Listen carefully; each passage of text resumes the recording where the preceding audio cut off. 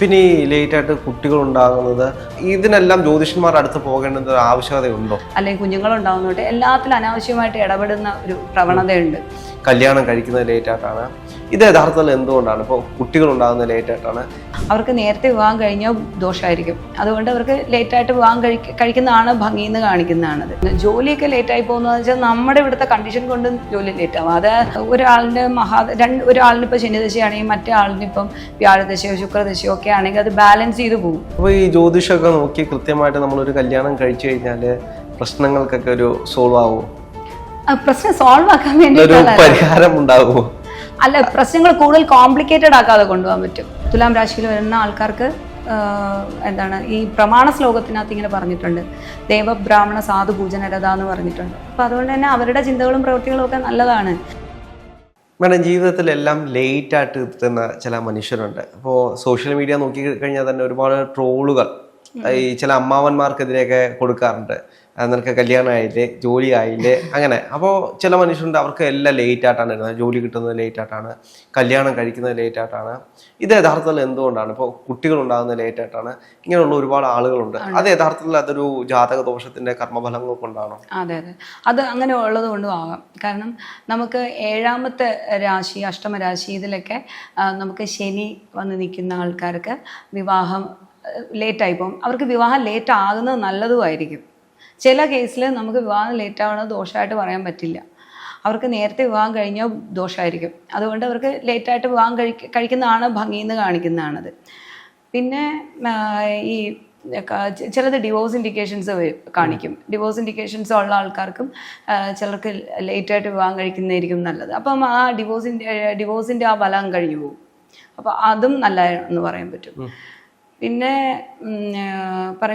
7ാം ഭാവത്ത് ശനി നിൽക്കുന്ന ആൾക്കാർ, 7ാം ഭാവത്ത് ശനി നിൽക്കുമ്പോഴെന്ന് വെച്ചാൽ അത് ചിലപ്പം ലേറ്റ് മാരേജിൻ്റെ ഇൻഡിക്കേഷനും ആവാം. ചിലപ്പം നല്ല മെച്യൂർഡായിട്ടുള്ള സ്പൗസ് വരുന്നതിൻ്റെ, ഭയങ്കര ഓവർ മെച്യൂർഡായിട്ടുള്ള ആൾക്കാർ, ഭയങ്കര മെച്യൂരിറ്റി ഉള്ള സ്പൗസ്, അതിൻ്റെ ഇൻഡിക്കേഷൻസും ഈ 7ലെ ശനിയെ കൊണ്ട് കാണിക്കാം. പിന്നെ കേതുവിൻ്റെ ദശാകാലഘട്ടം ഇപ്പോൾ ഒരു 10-23 വയസ്സ് കഴിഞ്ഞിട്ടാണ് കേതു ദശാകാലഘട്ടം വരുന്നതെങ്കിൽ അവരുടെ ശരിക്കും വിവാഹ പ്രായത്തിലായിരിക്കും, ഏകദേശം 10-30 വയസ്സ് വരെ ആയിരിക്കും.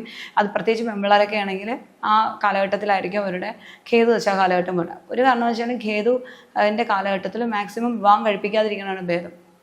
അത് 30 വയസ്സ് കഴിഞ്ഞിട്ടാണെങ്കിൽ പോലും അതിനുശേഷം കല്യാണം കഴിപ്പിക്കുന്നതാണ് നല്ലത്. കാരണം ആ കാലഘട്ടത്തിൽ നമുക്ക് എപ്പോഴും ശുഭമായ കാര്യത്തിലാണ് ശുഭമായ കാര്യങ്ങൾ ശുഭമായ മുഹൂർത്തം എടുക്കുന്നത്. അതുകൊണ്ടല്ലേ നമ്മൾ ശുഭമായ കാര്യങ്ങൾ ശുഭമായ സമയത്ത് ശുഭമായി തീരും എന്നുള്ള വിശ്വാസം കൊണ്ടല്ലേ നമ്മൾ മുഹൂർത്തം എടുക്കുന്നത്. അതുപോലെ തന്നെയാണ് നമ്മൾ ഒരു നല്ല കാലഘട്ടത്തിൽ ഒരു വിവാഹം കഴിക്കുകയാണെങ്കിൽ നല്ല കുഞ്ഞുങ്ങളുണ്ടാവും, നല്ല സ്പൗസ് വരും, നല്ലൊരു സ്വസ്ഥമായ ഒരു ജീവിതം കിട്ടും. നമ്മളെപ്പോഴും വിവാഹം കഴിഞ്ഞു എന്ന് 10 പേരെ ബോധിപ്പിക്കാനല്ലോ വിവാഹം കഴിക്കുന്നത്. നമുക്ക് മനസ്സമാധാനമായിട്ട് ജീവിക്കണം, നമ്മളോടൊപ്പം നമ്മൾ മനസ്സിലാക്കുന്ന ഒരു പാർട്ണറോടെ ഉണ്ടായിരിക്കും, അതല്ലേ വേണ്ടിയത്. അപ്പോൾ അതിന് പറ്റുന്നതെന്ന് വെച്ചാൽ ഇതുപോലുള്ള ദശാകാലഘട്ടങ്ങൾ ഒഴിവാക്കുന്നത് ഭംഗിയായിരിക്കും. അപ്പോൾ കുറച്ച് ലേറ്റായി പോകും, അതൊരു ദോഷമൊന്നും അല്ല. പിന്നെ അതുപോലെ തന്നെ ജോലിക്ക് ലേറ്റായി പോകുന്നത്, ജോലിയൊക്കെ ലേറ്റായി പോകുന്നതെന്ന് വെച്ചാൽ നമ്മുടെ ഇവിടുത്തെ കണ്ടീഷൻ കൊണ്ടും ജോലി ലേറ്റാവും. അത് ഹൊറോസ്കോപ്പിനെ മാത്രം നമ്മൾ പഴിചാരിയിട്ട് കാര്യമൊന്നുമില്ല. കാരണം എന്ന് വെച്ചാൽ അത്രയും കോമ്പറ്റീഷനാണ്, അത്രയ്ക്ക് ഓപ്പർച്യൂണിറ്റീസും ഇല്ല. അതെല്ലാവരും പഠിച്ച് മുകളിലോട്ട് എത്താൻ വേണ്ടിയിട്ട് ശ്രമിച്ചുകൊണ്ടിരിക്കുകയാണ്. അത് അപ്ലൈ നോ റിപ്ലൈ എന്നുള്ള സിറ്റുവേഷനാണ് നമ്മൾ കേരളത്തിനകത്തുള്ളത്. അപ്പോൾ അങ്ങനെ വരുമ്പോഴത്തേക്കും നമുക്ക് ജോബ് ഓപ്പർച്യൂണിറ്റീസ് കുറഞ്ഞിരിക്കും, കോമ്പറ്റീഷൻ കൂടിയിരിക്കുകയും ചെയ്യുന്ന സമയത്ത് അത് കുറഞ്ഞു പോകാം. പിന്നെ രണ്ടെന്ന് പറയുന്നത് ഈ കർമ്മ മേഖലയിൽ കർമ്മഭാവത്തിലുണ്ടാകുന്ന അനിഷ്ടഗ്രഹങ്ങളുടെ പാപഗ്രഹങ്ങളുടെ യോഗമോ അല്ലെങ്കിൽ ആ 10ാം ഭാവത്തിൻ്റെ സ്ട്രെങ്ത് കുറവോ കൊണ്ടൊക്കെ നമുക്ക് ജോലിയിലും ചില തടസ്സങ്ങളോ അല്ലെങ്കിൽ തുടർച്ചയായിട്ട് ഒരിടത്ത് വർക്ക് ചെയ്തു പറ്റായികയോ അങ്ങനെയൊക്കെയുള്ള കാര്യങ്ങളും സംഭവിക്കാവുന്നതാണ് എന്ന് പറയാൻ പറ്റും.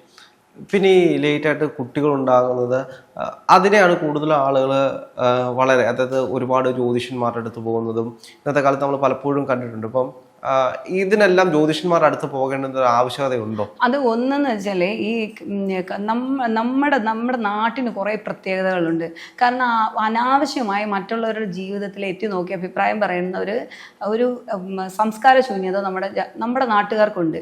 അത് എന്ന് വെച്ചാൽ ഇപ്പം വിവാഹം കഴിയുന്നത് തൊട്ട് അല്ലെങ്കിൽ കുഞ്ഞുങ്ങളുണ്ടാകുന്ന തൊട്ട് എല്ലാത്തിലും അനാവശ്യമായിട്ട് ഇടപെടുന്ന ഒരു പ്രവണതയുണ്ട്. അപ്പം വിവാഹം കഴിഞ്ഞതിൻ്റെ പിറ്റേ ദിവസം മുതൽ പ്രഗ്നൻ്റ് ആണോ എന്നുള്ള ചോദ്യങ്ങളുണ്ടാവും. അപ്പോൾ ഇതൊരു സ്ട്രെസ്സാണ്. സ്ട്രെസ് ഹോർമോൺസ് എന്ന് പറയുന്ന ഒരു കാര്യം കൂടും. ചിലപ്പോൾ ഈ സ്ട്രെസ് കാരണം പിള്ളേരുണ്ടാവാത്ത അവസ്ഥയുണ്ടായിരിക്കും. അപ്പോൾ അത് ഈ അവർക്ക് ആ ഒരു സ്ട്രെസ്സ് കാരണവും ചിലപ്പം കുഞ്ഞുങ്ങളുണ്ടാവാതിരിക്കും. ഒരു പക്ഷേ അത് ഒരു കോമൺ സെൻസ് ചിന്തിക്കുകയാണെങ്കിൽ അങ്ങനെ ഉണ്ടാവാം. പിന്നെ രണ്ടെന്ന് പറയുന്നത് ഈ 5ാം ഭാവാധിപതിയായ ഗ്രഹവും കാരകഗ്രഹവും അതിൻ്റെയൊക്കെ ദോഷങ്ങളും ഉണ്ട്. രണ്ടുപേരുടെയും ജാതകവശാൽ ഈ 5ാം ഭാവത്തിനും ഭാവാധിപതിക്കും കാരകഗ്രഹത്തിനും ഒക്കെ ഉണ്ടാകുന്ന ദോഷഫലങ്ങളും ഉണ്ട്. ബലഹീനത്വം കൊണ്ട് അവർക്ക് കുഞ്ഞുങ്ങളുണ്ടാവാൻ ലേറ്റ് ആവാം, അല്ലെങ്കിൽ ചിലപ്പോൾ ഒരുപക്ഷെ കുഞ്ഞുങ്ങളുണ്ടാവാതിരിക്കാം എന്ന് പറയാം. അപ്പം അത് നമ്മൾ ഈ വിവാഹ പൊരുത്തത്തിനോടൊപ്പം തന്നെ വിവാഹ പൊരുത്തത്തിലെ ഈ രാശിപ്പൊരുത്തം, രാശിയാധിപത്യം, വശിപ്പൊരുത്തം അതിൽ മാത്രം സ്റ്റിക്ക് ഓൺ ചെയ്തിരിക്കുകയാണ് നമ്മളെല്ലാവരും. അവിടെ നിന്ന് ഒരു പൊടി അങ്ങോട്ടും ഇങ്ങോട്ടും മാറിയിട്ടില്ല. പക്ഷെ ഇപ്പോഴും നമ്മൾ ഒരു വിവാഹം കഴിയുന്ന തന്നെ ഒരു അടുത്ത തലമുറ എന്നുള്ളൊരു അങ്ങനെയാണ്. അപ്പോൾ 5ാം ഭാവം ഭാവാധിപതിയും കാരകഗ്രഹത്തിനെയും കൂടെ പരിഗണിച്ചുകൊണ്ട് നമ്മൾ എന്ത് ചെയ്യണം, പൊരുത്ത ചിന്ത ചെയ്യണം എന്നുള്ളത്. അപ്പോൾ അതിൻ്റെ ഒരു ജാതകത്തിൽ ഒരു പോരായ്മയുണ്ടെങ്കിൽ മറ്റ് ജാതകത്തിൽ അതിനെ പരിഹരിച്ചു പോകും എന്ന് പറയാം. അല്ലെങ്കിൽ ഈ മഹാദശാ കാലഘട്ടങ്ങൾ ഇപ്പോൾ വ്യാഴത്തിൻ്റെ 5ാം ഭാവാധിപതിക്ക് ബലഹീനത്വം ഉണ്ടെങ്കിലും കാരകഗ്രഹത്തിനും 5ാം ഭാവാധിപതിക്ക് ബലഹീനത്വം ഉണ്ടെങ്കിലും കാരകനായ ഗ്രഹത്തിന് ബലം ഉണ്ടായിരിക്കും. കാരകഗ്രഹത്തിൻ്റെ മഹാദശാ കാലഘട്ടം ഒരു പാർട്ട്ണറിന്റെ വരവും കൂടെ ആണെങ്കിലും അത് പരിഹാരയോഗമാണ്. അപ്പൊ അങ്ങനെയൊക്കെയുള്ള കാര്യങ്ങളുണ്ടെങ്കിൽ അതുകൊണ്ടാണ് ചില കല്യാണങ്ങൾ കഴിക്കുമ്പോൾ അവര് എന്ത് പ്രശ്നങ്ങളുണ്ടെങ്കിലും ലൈഫിൽ മുകളിലേക്ക് പോകുന്ന ഒരു ഗ്രോത്ത് ഉണ്ടാവുന്നത്. അതെ, ജാതക പൊരുത്തത്തിൽ ഇപ്പം ഒരു നമ്മുടെ നാട്ടിൽ പലരും പറഞ്ഞു കേട്ടിട്ടുണ്ട് ഒരു കല്യാണം കഴിച്ചാൽ എല്ലാ പ്രശ്നവും ശരിയാവുന്നത് പല കാര്യങ്ങൾക്കും. അപ്പോൾ അത് ഇതുകൊണ്ടാണ് പറയുന്നത്. അങ്ങനെയല്ല, ഇപ്പം ആ ഒരാളിൻ്റെ ഒരാളിന് ഇപ്പം ശനിദശയാണെങ്കിൽ മറ്റേ ആളിന് ഇപ്പം വ്യാഴദശയോ ശുക്രദശയോ ഒക്കെ ആണെങ്കിൽ അത് ബാലൻസ് ചെയ്തു പോകും. അവരുടെ ലൈഫ് ബാലൻസ് ചെയ്തു പോകും. ഇപ്പം രണ്ടുപേർക്കും മഹാദശാ കാലഘട്ടങ്ങൾ ദോഷമാണെങ്കിലും ഒരുപോലത്തെ പാറ്റേണിലുള്ള ഹൊറോസ്കോപ്പ് ആണെങ്കിലും ദോഷമാണ് എന്ന് പറയാം. പിന്നെ മറ്റതിനെയും കൂടെ ബാലൻസ് ചെയ്ത് കൊണ്ടുപോകാൻ വേണ്ടിയിട്ട് നമ്മുടെ ഈ ഹൊറോസ്കോപ്പിന് കഴിയണം. ഒരാളുടെ ഹൊറോസ്കോപ്പിന് കഴിയണം. ഇപ്പോൾ 5ാം ഭാവത്തിന് ദോഷം ഉണ്ടെങ്കിൽ മറ്റേ ആളുടെ 5ാം ഭാവം സ്ട്രോങ് ആയിട്ടിരിക്കണം. അപ്പോൾ ഈ ജ്യോതിഷമൊക്കെ നോക്കി കൃത്യമായിട്ട് നമ്മളൊരു കല്യാണം കഴിച്ചു കഴിഞ്ഞാൽ പ്രശ്നങ്ങൾക്കൊക്കെ ഒരു സോൾവ് ആവുമോ? പ്രശ്നം സോൾവ് ആക്കാൻ വേണ്ടി ഒരു പരിഹാരം ഉണ്ടാവുമോ? അല്ല, പ്രശ്നങ്ങൾ കൂടുതൽ കോംപ്ലിക്കേറ്റഡ് ആക്കാതെ കൊണ്ടുപോകാൻ പറ്റും. ഇപ്പൊ കല്യാണം ഒരു പരിഹാര മാർഗമല്ല. അല്ലല്ല, ഒരിക്കലും അല്ല. വിവാഹം ഒരു പരിഹാരമൊന്നും അല്ല. ആ വിവാഹത്തിൽ കൂടുതൽ താളപ്പിഴകളില്ലാതെ കൂടുതൽ വീണു പോവാതിരിക്കാൻ ഈ ജാതക പൊരുത്തം ഞാൻ പറഞ്ഞ നക്ഷത്ര പൊരുത്തത്തിൻ്റെ കാര്യമല്ല പറഞ്ഞ ജാതക പൊരുത്തം നല്ല രീതിയിൽ നോക്കുന്നത് നല്ലതാണ്. അത് സന്താന വിഷയങ്ങളിലായാലും ധനപരമായ വിഷയങ്ങളിലും തൊഴിൽപരമായ വിഷയങ്ങളിലായിരുന്നാലും മുന്നോട്ടുള്ള ജീവിതത്തിലായാലും ശരി, ആ പൊരുത്ത ചിന്ത, കൃത്യമായ ജാതക പരിശോധന വളരെ നല്ലതാണ്. ഈ ചില നക്ഷത്രക്കാർക്ക് ശാപങ്ങളൊന്നും അങ്ങനെ ഏക്കത്തില്ല, അല്ലെങ്കിൽ ഇനി എത്ര നെഗറ്റീവ് വന്നു കഴിഞ്ഞാൽ ഏക്കത്തില്ല എന്ന് പറയുന്ന ചിലരെ കേട്ടിട്ടുണ്ട്.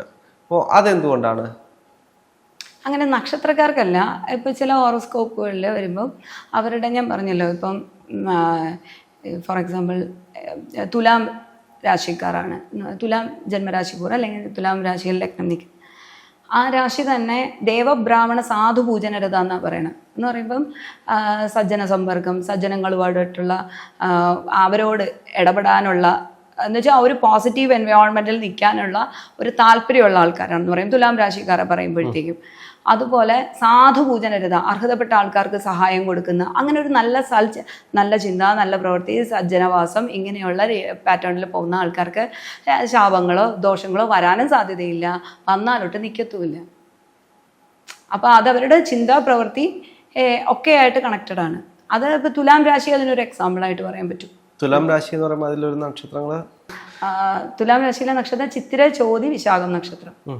അത് ആ നക്ഷത്രങ്ങൾ വരുമ്പോഴേക്കും അത് തുലാം രാശിയിൽ വരുന്ന ആൾക്കാർക്ക് എന്താണ് ഈ പ്രമാണ ശ്ലോകത്തിനകത്ത് ഇങ്ങനെ പറഞ്ഞിട്ടുണ്ട്, ദേവബ്രാഹ്മണ സാധു പൂജനരത എന്ന് പറഞ്ഞിട്ടുണ്ട്. അപ്പം അതുകൊണ്ട് തന്നെ അവരുടെ ചിന്തകളും പ്രവൃത്തികളും ഒക്കെ നല്ലതാണ്. പിന്നെ അവരുടെ ജാതകവശാലും കൂടെ ചിന്തിക്കണം. അത് ആ രാശിയിലുള്ള എല്ലാ ആൾക്കാരും അതേ പാറ്റേണിൽ പോകുന്നവരല്ല.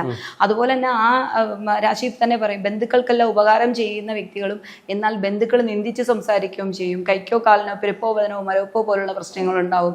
ഹീനാംഗഹ എന്ന് പറയുന്നതുകൊണ്ട് ശരീരത്തിന് ഏതോ ഒരു അവയവത്തിന് എന്തോ ഒരു ബുദ്ധിമുട്ടുണ്ടാവും എന്നൊക്കെ ആ രാശിയിൽ ലഗ്നം വന്നാലും ചന്ദ്രൻ വന്നാലും ഒക്കെ നമുക്കത് പറയാൻ പറ്റുന്ന ഒരു ബലമാണെന്ന് പറയാൻ പറ്റും. അവർക്കും തിരിച്ച് ബാക്ക് ഫയർ പിന്നെ ആൾക്കാർ തിരിച്ച് പറയില്ല എന്ന് ആ രാശിയിൽ പറയുന്നില്ല കേട്ടോ. അതിനകത്ത് ഒക്കെ ചെയ്യും, പക്ഷെ അത് ഓവർകം ചെയ്തു പോകാനോ അവരത് ബാധിക്കാതെ മുന്നോട്ട് പോകാനോ, ദൈവത്തിന് എപ്പോഴും വിളിക്കുന്ന സജ്ജനങ്ങളുമായിട്ട് സമ്പർക്കപ്പെടുന്ന ഒരു വ്യക്തിക്ക് അത് കൂടുതൽ ബാധിക്കാതെ പോകാമല്ലോ.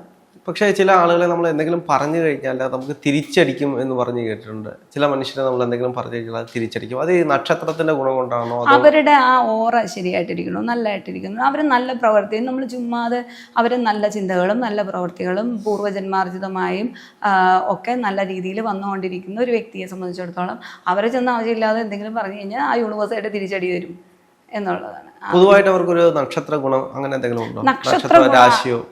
അത് ഞാൻ പറയുന്നത് തുലാം രാശി അതിനൊരു എക്സാമ്പിളായിട്ട് പറയാൻ പറ്റും. പിന്നെ മറ്റുള്ളവരെല്ലാം ഇങ്ങനെ അബ്സോർബ് ചെയ്തെടുക്കുന്ന ആൾക്കാരുണ്ട്. ഇഷ്ടപ്പെടുന്ന ആൾക്കാർക്ക് വേണ്ടി ഒരുപാട് കോംപ്രമൈസ് ചെയ്യുന്ന രാശിയാണ് ഇടവം രാശി. അങ്ങനെ വഴിയെ പോണ വയ്യാവിലെല്ലാം തലയിൽ വാങ്ങിച്ചിരിക്കുന്ന ഒരു രാശി, വള്ളി പിടിക്കുന്ന രാശിയാണ് ഇടവൻ രാശി. അവർ മറ്റുള്ളവർക്ക് വേണ്ടി എല്ലാവർക്കും വേണ്ടിയല്ല, അവരുടെ ഇഷ്ടപ്പെടുന്നവർക്ക് വേണ്ടിയിട്ട് എല്ലാ കോംപ്രമൈസും ചെയ്യുന്ന രാശിയാണ് ഇടവം രാശി. ലഗ്നം വന്നാലും ചന്ദ്രൻ വന്നാലും ഒക്കെ അങ്ങനെയുള്ള ഒത്തിരി കോംപ്രമൈസ് ചെയ്യുന്ന ഉള്ള രാശിയാണ്. അതുപോലെ പിന്നെ വെളിയിൽ ഭയങ്കര പുലികളായിട്ട് നിൽക്കുകയും അകത്ത് പോയിരുന്ന് കരയുകയും ചെയ്യുന്ന ഒരു രാശിയാണ് വൃശ്ചികൻ രാശി എന്ന് പറയുന്നത്. അവരും മറ്റുള്ളവർക്ക് ഒരുപാട് ഉപകാരം ചെയ്യുന്ന ആൾക്കാരാണ്. വൃശ്ചിക രാശി എന്ന് പറയുമ്പോൾ അനിഴം, വിശാഖം, അനിഴം, തൃക്കേട്ട, വിശാഖത്തിന്റെ കാൽഭാഗം അനിഴം, തൃക്കേട്ട നക്ഷത്രം അടങ്ങിയതാണ്. അപ്പോൾ ആ നക്ഷത്രക്കാരും അങ്ങനെയാണ്. അവർ വെളിയിൽ ഭയങ്കര സ്ട്രോങ് ആണ്. പക്ഷേ അവർക്ക് ചില ആൾക്കാർക്ക് അവരുടെ പാരൻസ് പോലും സപ്പോർട്ട് ചെയ്യാത്ത ആൾക്കാരുണ്ട് വൃശ്ചികൻ രാശിക്കാരിൽ വരുന്നത്. പാരൻസ് സപ്പോർട്ട് ചെയ്യില്ല അവർക്ക്. പിന്നെ അവരൊരു വല്ലാത്ത പെർഫെക്ഷൻ ആഗ്രഹിക്കുന്ന ആൾക്കാരുമാണ്. അങ്ങനെയൊക്കെ ഉണ്ട് ഇതിനകത്ത്. അവരൊരു ഇമോഷണലി കുറേ വീക്കാണ്. പക്ഷെ വെളിയിൽ ഇതൊന്നും അറിയാൻ പറ്റില്ല. അവർ ഭയങ്കര സ്ട്രോങ് ആയിട്ട് ബാക്കിയുള്ള ഒരു ഔട്ട്സൈഡറിന് തോന്നത്തുള്ളൂ ഭയങ്കര സ്ട്രോങ് ആയിട്ടാണ്. പക്ഷെ ഒട്ടുമേ ആയിരിക്കില്ല.